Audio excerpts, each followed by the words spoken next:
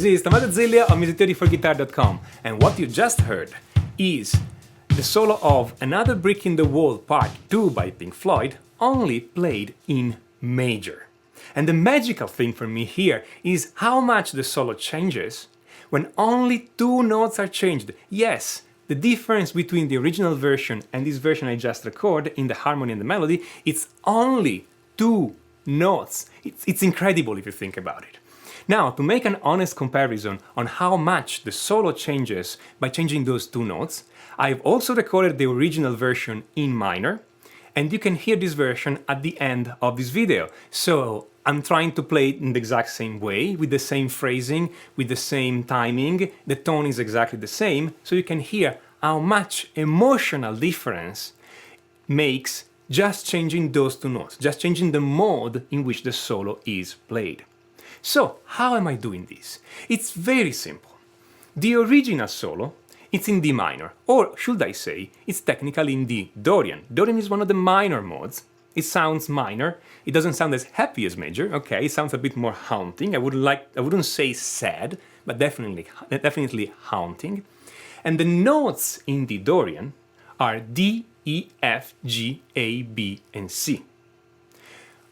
In a couple of points in the solo and in the song, a B flat appears, and that will be a standard D minor, D, E, F, G, A, B flat, C.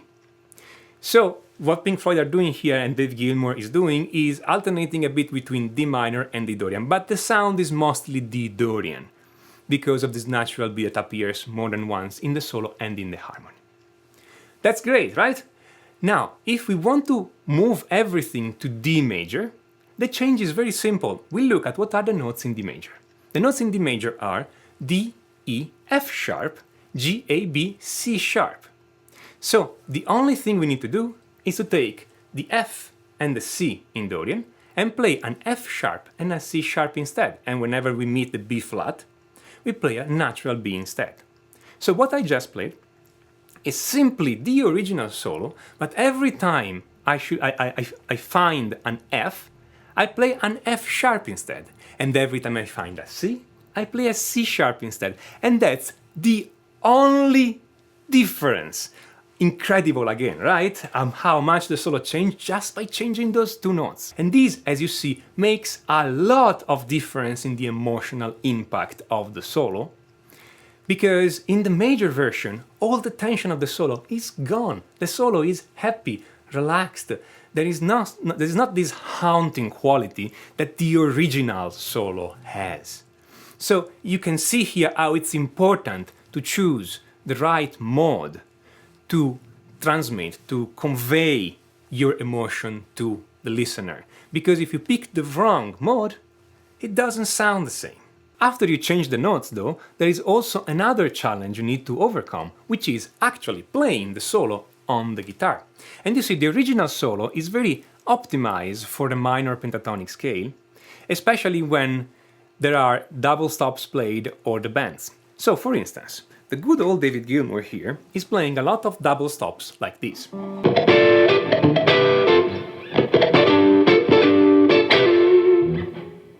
Gilmour here is playing the notes, the strings 2 and 3 at fret 10 and at fret 12, which is great because I can just use my fingers to bar those frets, and it's super easy to play those double stops in the original solo.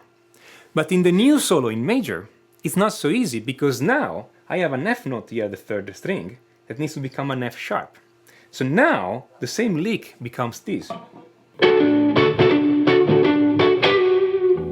which is much harder technically to play due to the fact that you have two fingers here and one finger here, and pulling off here to create the sound that Gilmour does.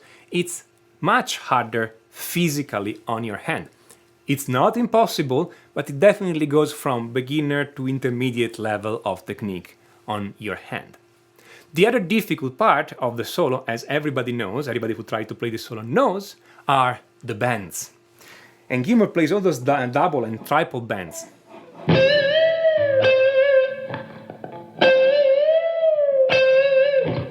Okay? In which he's targeting more than one note in the same bend.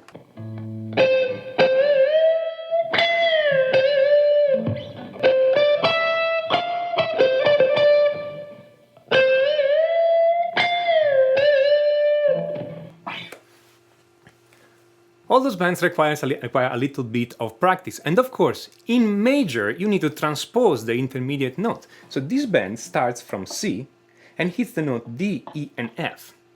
When we play the solo in major, this bend will have to start from C sharp and hit the notes D, E, and F sharp.